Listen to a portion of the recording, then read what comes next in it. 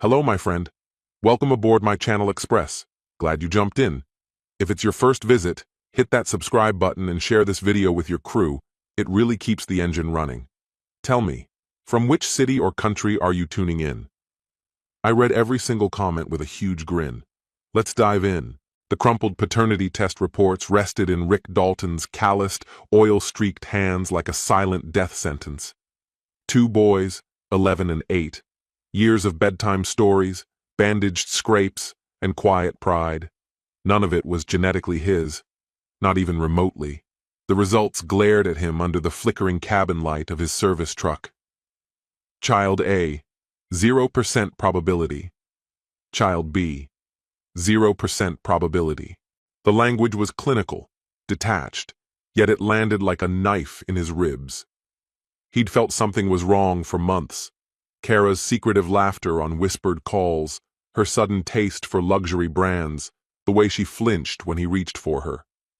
But this wasn't just a suspicion confirmed. It was a truth that shattered everything. Rick folded the papers and slid them into the drawer of his steel toolbox, next to the very tools that had helped him build his refrigeration repair company from nothing. 15 years of marriage, 13 years believing he was a father. Every moment built on deceit, thick enough to drown in. His phone buzzed from the dashboard.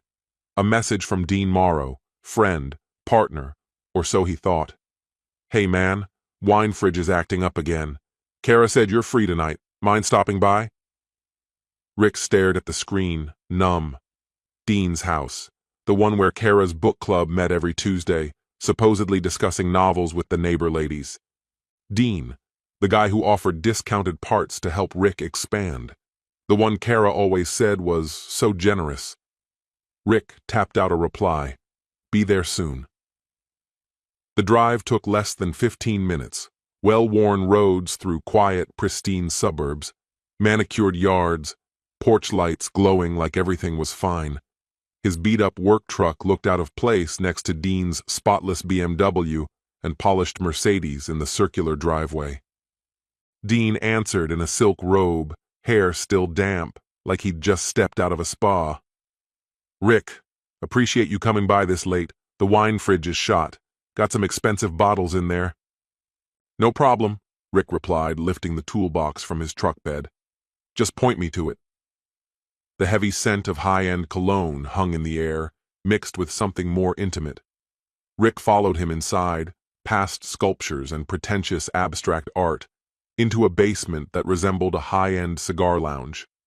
Leather sofas, crystal decanters, and the wine unit tucked in the corner. Started making noise yesterday, Dean said, settling into a recliner with a glass of scotch. Gave up completely this morning. Rick crouched by the unit, running his fingers along the exterior. A loose belt, quick fix. 15 minutes, maybe less. He opened the toolbox and began the repair on autopilot, his thoughts elsewhere. Kara doing all right? Dean asked lightly, swirling the drink in his glass.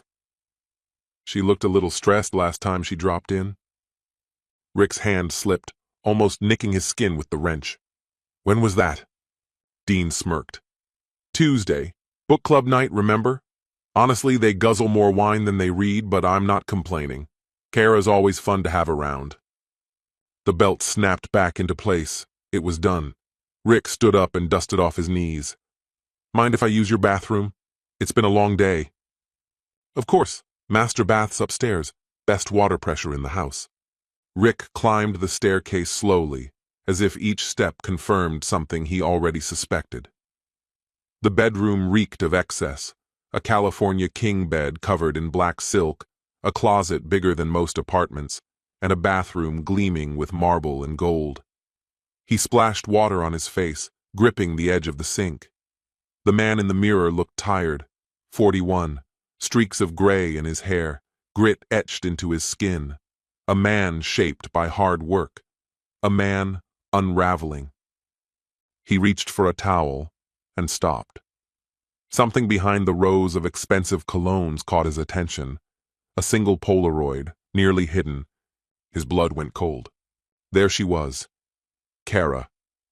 wearing unfamiliar black lingerie, sprawled across the same bathroom counter, posed like a woman on fire. Her wedding ring still visible, her eyes smoldering with a hunger Rick hadn't seen in years. At the bottom, in her unmistakable handwriting, "For my real man, K." He slipped the photo into his shirt pocket and walked back downstairs, his legs heavy with dread. Dean was lounging with his drink, completely at ease. "All set," Rick said, his voice distant. "Loose belt. It's fixed." "You're a lifesaver," Dean replied, reaching for his wallet. "What do I owe you?" Rick shook his head. "Nothing. That's what friends are for, right?" Dean extended a hand. Rick gripped it, feeling the contrast instantly. Dean's hands were soft, untouched by labor. No scars, no calluses, the hands of a man who never had to struggle. "Kara's lucky," Dean added. "You're a solid guy. Salt of the earth." Rick looked him dead in the eye. "Yeah, I know exactly who I am." The drive back was a blur of dim streetlights and disorientation. Their modest colonial home looked smaller somehow, shriveled by the memory of Dean's mansion. Kara's car wasn't in the driveway, still at book club or wherever she really was. Rick sat in the truck for 20 minutes, staring at the house that once felt like a dream. The Polaroid burned against his chest, the glossy paper like a brand seared into his heart. His phone rang. Kara. "Hey, hun, book club's running a bit late. Don't wait up, all right? Love you." "Love you too," Rick replied, the words sharp and jagged as they left his mouth. The boys were already tucked in by the time he walked through the door. He paused at their bedroom, watching Tommy and Jake sleep peacefully beneath superhero blankets. Still dreaming, still innocent, still unaware their world had just cracked wide open. For over a decade, Rick Dalton believed he was the father of two boys, ages 11 and 8, only to discover their biological ties led elsewhere. DNA results made it clear. Dean Morrow was their real father. The boys, oblivious to any of this, still threw their arms around Rick each evening, asked him to repair their bikes, leaned on him for help with homework. Their love had always been real, even if their bloodline wasn't. Rick stared at the test results one final time, then fed the pages into the shredder tucked beneath the kitchen counter. The mechanical grinding sounded like quiet vengeance chewing through his worst nightmare. But he didn't throw away the Polaroid. That piece of evidence would serve a purpose in time. At precisely 2:17 a.m., Kara slipped into their bed like a ghost. Her skin smelled like luxury soap and a cologne Rick didn't recognize. He remained still, pretending to sleep, his breaths measured and even, while she settled beside him with the calm of someone carrying no remorse. The morning followed the usual script: clashing cereal spoons, lost backpacks, squabbles between the boys. Kara rushed through it all in her real estate blazer and heels. She pressed a kiss to Rick's cheek before bolting for the door, lips that had just kissed another man hours earlier. "Have a great one, babe. Love you." "Love you too," Rick answered automatically. Once the door closed behind the last family member, Rick stayed seated at the table, unmoving. Revenge, he knew, wasn't about emotional outbursts. It was about strategy, patience, and precise execution. No mistakes, no loose ends. A single misstep could wreck the whole operation. One photo wouldn't be enough. He needed more, much more. So he began collecting. First came the hidden audio software planted deep in Kara's laptop OS, silent and undetectable. Then he cloned her phone, quietly rerouting all messages and calls to a prepaid burner phone he'd picked up for cash. By that same evening, Rick had enough digital evidence to make her skin crawl. A trove of flirtatious messages dating back nearly a year, suggestive photos, recordings of late-night calls while he tinkered in the garage, and banking records that showed funds siphoned from their joint account into Dean's business. But the most damning material was saved in a file labeled Future Plans. Inside, draft legal documents, divorce papers she hadn't yet served. The custody section painted Rick as an every other weekend dad, strapped with maximum child support for kids who weren't even his. This wasn't a fling. This was an orchestrated exit strategy.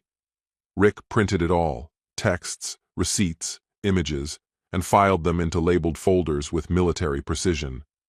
It was more than documentation. It was a case file for a takedown. The next 21 days pushed Rick to the edge. He kept smiling, kept playing the role, and all the while kept documenting every lie. Kara, sensing no threat, grew reckless. She stayed out later, stopped pretending, and her contempt became bolder. "You should really think about scaling your business," she said one evening over dinner. "Dean thinks you've got potential in the commercial sector. That's where the big money is." Rick's tone didn't change. "Dean's got a lot of bright ideas. He's just looking out for you," Kara replied. "God knows someone has to. We can't keep scraping by like this." Their son sat between them, feeling the tension but not quite grasping it. The older one, Tommy, reached out and touched Rick's hand. "You all right, Dad?" Rick managed a smile. "Just tired, kiddo. Long shift." Later that night, Rick put in his earpiece and listened to another recorded conversation. Kara's voice, muffled but clear, drifted through the speaker. "He's pathetic. Sits there like a kicked dog. I almost pity him." Dean's reply came quickly. "Won't be long now. Once the papers are filed, we're both out." "What about the kids?"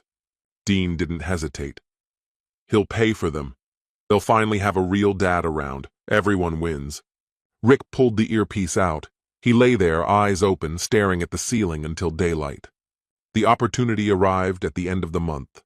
Dean's company had a major shipment incoming, a $500,000 order of commercial refrigeration systems. Delivery was scheduled for a Friday night, just as the city wound down. For weeks, Rick had been scouting the warehouse, pinpointing vulnerabilities. Dean had cut corners, relying on old cameras and motion sensors a child could outsmart. That Friday evening, Rick parked a few streets away and made the rest of the trip on foot. His gym bag held all the tools he'd need. He cut through the fence behind the loading dock and disabled the alarms using knowledge earned from over a decade in the field. Inside, the warehouse was a maze of metal and shadows. Rick navigated it like a surgeon, installing devices at precise points. No bombs, no danger to people. Instead, he nicked key coolant lines, releasing ammonia gas slowly through the weekend. By Monday, the building would reek. Health officials would arrive, and the big contract would collapse. As a finishing touch, he scattered small quantities of marijuana in obscure corners, not enough for major charges, but sufficient to complicate things when police arrived.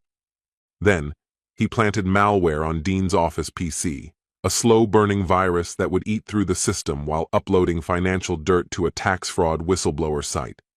At 3 a.m., Rick returned home. He climbed into bed beside Kara, who snored softly, unaware her empire had just begun to crumble. The first sign came Saturday morning at 8 a.m. Rick's phone buzzed. Dean was on the line. "Rick, thank God. I need you. Something's wrong at the warehouse. It smells like refrigerant, or maybe chemicals. You know this stuff. Can you come check it out?" Rick rubbed his face and faked a yawn. "Chemical leak? Sounds serious. Better call the fire department." Dean's voice rose in panic. "I can't have them shut me down. I've got a massive order due Monday. Please, just take a look." "Sorry, man. That's out of my league. You'll need hazardous materials experts for something like that." Rick ended the call, smirking into his coffee cup. By the following Monday, news outlets were flooded with reports of a bizarre chemical incident at Morrow Appliance Distribution. Dean's vendor contracts were abruptly canceled, his insurance company initiated a full-blown investigation, and the IRS received an anonymous report about hidden income. But Rick wasn't finished, not by a long shot. Tuesday marked the beginning of Phase 2. Kara's leased BMW, a car she could barely afford to maintain, suffered a suspicious breakdown in the lot of her real estate firm. The small refrigeration unit in the trunk, typically used to keep champagne cold for celebratory closings, detonated in the middle of a team meeting. No one got hurt, but the incident ruined her pitch to a major client. Worse, forensic experts concluded the explosion was no accident. It had been engineered. That discovery kicked off a deeper dive into Kara's recent financial dealings. Insurance fraud investigators began circling like vultures. Back at home, Rick watched the unfolding chaos on the news, surrounded by the tools of his profession, tools that had built his trade and were now repurposed for a more intimate kind of war. On Wednesday, Dean called again. "Rick, I need to ask you something. Just be straight with me. Have you been anywhere near my warehouse?" "My warehouse?" Rick echoed, his voice feigning bewilderment. "Why would I go near it?" "Somebody tampered with my inventory. Whoever did it was a pro, technical, deliberate. This wasn't random." Rick allowed the silence to stretch. "You're suggesting I did this?" he said eventually. "I don't even know anymore. My whole life's unraveling. The IRS is breathing down my neck, my insurance claims getting denied. And Kara's car, it's like someone's targeting both of us." "Maybe it's time you think long and hard about the choices you made," Rick replied quietly. "Sometimes consequences catch up, no matter how fast you run." Dean didn't reply. The call ended with a quiet click. By Thursday night, an unexpected knock came at Rick's front door. It was Michelle, Kara's sister, her face tense and uneasy. "We need to talk," she said, stepping inside before he could respond. The living room, once a warm and familiar place, suddenly felt cold as she clutched a manila envelope like it contained a loaded weapon. "Kara asked me to give you these," she said, placing the divorce paperwork on the coffee table. "She's staying in a hotel. She wants you out of the house." Rick looked at the documents but didn't touch them. "That's it? Just like that?" he asked. "Come on, Rick. Everyone can see this marriage has been broken for years. Kara deserves a shot at happiness. The boys need stability." Rick let out a dry, humorless chuckle. "Stability? That's rich, especially coming from her camp." Michelle's face reddened. "Look, I know you're upset, but fighting this won't help anyone. Just sign the papers, divide everything, arrange custody. Be an adult about it." Rick said nothing. Instead, he walked over to a drawer and pulled out a thick binder. He dropped it beside the envelope with a dull thud. "Before I agree to anything," he said coldly, "you might want to look at the person you're defending." Michelle opened the folder. Her eyes widened and her face drained of color. Inside was an exhaustive, damning compilation. Photographs, chat logs, bank records, a detailed 8-month archive of Kara's lies, cheating, and financial betrayal. "Oh my God," Michelle murmured, staring at a Polaroid snapped inside Dean's bathroom. "I didn't know," she said softly. "I didn't either," Rick replied. She flipped through more pages, her hands visibly shaking. "The boys, are they—" "Not mine, not by blood, but I've been their dad in every way that mattered for over a decade." Michelle could barely speak. "This can't be real. Kara she couldn't—" Rick reached for his phone and played an audio recording. Kara's voice poured out, clear and cruel. "Rick's a sucker. He still thinks those kids are his. When this is done, he'll be stuck paying child support for Dean's kids while I keep the house. It's perfect." Michelle reeled back, as if physically hit by the words. The folder fell from her lap, spilling evidence across the floor like shattered glass. "I need to go," she whispered, unsteady as she rose. "Michelle," Rick called as she reached the door.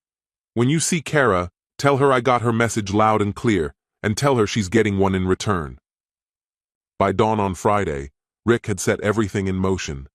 He drove to the old ice plant on Industrial Road, his first job out of high school now long abandoned. The refrigeration equipment still worked, powerful enough to chill an entire neighborhood. He spent the day converting it. The cooling system was rewired to transmit sound and video. Cameras were mounted in key positions. Folding chairs were arranged like a silent audience. This wasn't revenge. It was performance art. The final act of Rick Dalton's transformation from wounded husband to ruthless architect of justice. Saturday afternoon, Dean received a cryptic text from a burner phone. Insurance claim meeting, ice plant, big payout opportunity, come alone. Kara, meanwhile, got a very different message from the same number. Rick's about to do something reckless. Meet me at the ice plant. We can still fix this. Rick drove out and waited. Dean was the first to arrive. His polished BMW looked absurd, parked in front of the crumbling factory. He stepped inside cautiously. Hello? I got a message about the insurance meeting. Anyone here? Rick emerged from the shadows like a ghost. He wore clean work clothes. A row of tools gleamed on a nearby table, organized with surgical precision. Hi, Dean, Rick said calmly. Dean startled, eyes darting with confusion that quickly turned to fear. Rick, what's going on? This is about truth, Rick said evenly. Something you and Kara avoid like it's poison. If this is about her, no, it's about everything. Rick nodded toward the massive screens above. Lies, deceit, and the price you pay. The monitors flared to life. Screens showed chat logs between Kara and Dean, compromising images, shady financial records, even divorce papers naming Dean as stepfather. Dean stared, pale and stunned, as the weight of it all settled like ice in his chest. Rick, just give me a minute to explain. Explain what exactly? Rick snapped. How you pretended to be my friend while sneaking around with my wife? How you convinced her to empty our joint savings? Or maybe how you plotted to take over my business while I paid support for children that aren't even biologically mine? Dean looked stunned. Wait, the kids are mine? Rick let out a dry, bitter laugh. You really didn't know? God, Dean, I knew you were slow, but this is a whole new level. Outside, a set of car doors slammed. Kara had arrived. She marched into the warehouse like she was walking into a courtroom, posture rigid and chin high. But the second her gaze landed on the security monitors, cycling through clips of her most intimate betrayals, her composure began to crumble. What is this? She asked, voice shaky. Rick answered without emotion. This is the consequence of your actions. Her eyes darted between Rick and Dean, calculating, desperate to regain some upper hand. Okay, fine, she said with a sharp edge. You figured it out, so what? We were already done. I made choices I had to make. You had to? Rick's voice rose for the first time. You had to lie about the kid's paternity? Had to drain our accounts? Had to scheme behind my back while telling me you still cared? I never cared about you, Kara snapped, her mask slipping completely. You were boring, simple, a dead end. Dean offered me something real, something bigger than your pathetic little life. Dean, emboldened by her words, stepped forward. Rick, I didn't want this to go this way, but she's not wrong. Kara deserved more than what you ever gave her. More. Rick reached for a wrench from the bench beside him, greased, dented, familiar. You mean like a guy whose business just got flagged for tax fraud? Or one whose warehouse is shut down for environmental violations? Or maybe a man who was clueless about being a father to children that were never his? Dean's face flushed. You son of a bitch, you set me up? Rick's tone turned to ice. I fixed a situation, the same way I fix everything else. Dean lunged with a furious shout, fists flailing, but Rick, built by years of hard labor, was ready. He sidestepped the blow and drove his fist into Dean's stomach, doubling him over. In one motion, he grabbed Dean's collar and slammed him against the wall, rattling the steel frame behind him. You want it all, huh? Rick growled. My wife, my kids, my business, my money, and now you want to fight me too? He spun Dean around and cracked the wrench across his nose, hard enough to break bone, not kill. Blood gushed onto Dean's crisp shirt as he crumpled to the ground, groaning and clutching his face. Please, Dean gasped, dazed. Please, don't ruin me. Ruin you? Rick echoed, raising an eyebrow. No, I want you to live with this. I want every day to remind you how you lost everything you schemed for. Then he turned to Kara, who had backed up against the wall, visibly shaking. Now you, he said flatly. Rick, please, she begged, her voice cracking. Think about the kids, about what we had. You want to talk about family? Rick asked, holding up a set of documents on another screen. These court papers say you were planning to take my money and my sons, disappear into Dean's penthouse, and leave me bankrupt. That doesn't sound like family to me." "They were never your sons," Kara screamed. "You were just the idiot footing the bill while I built something real with someone else." Her words hit like poison. Rick didn't even blink. He just nodded once, slowly. "There it is," he murmured. "The truth at last." He stepped back toward Dean, still slumped in pain, and pulled his phone from his pocket. "You know what I like about smartphones?" Rick said casually. "They don't forget. Calls, messages, recordings, they keep everything." He tapped the screen, playing a recording through the speaker. Kara's voice echoed through the room, sharp and venomous. "Rick's a loser. When I'm done, I'll have his house, his cash, and those kids. He can rot in some dump paying me alimony while I live like a damn queen." Dean stared at her wide-eyed. "You told me you loved me." "I love what you can provide," Kara said, her voice chillingly calm. "Just like I loved what Rick gave me. That's how survival works." Rick pulled a folder from under the workbench. Thick, organized, heavy. He handed each of them a copy. "Since we're all showing cards," he said, "here's mine." Inside was a legal dossier.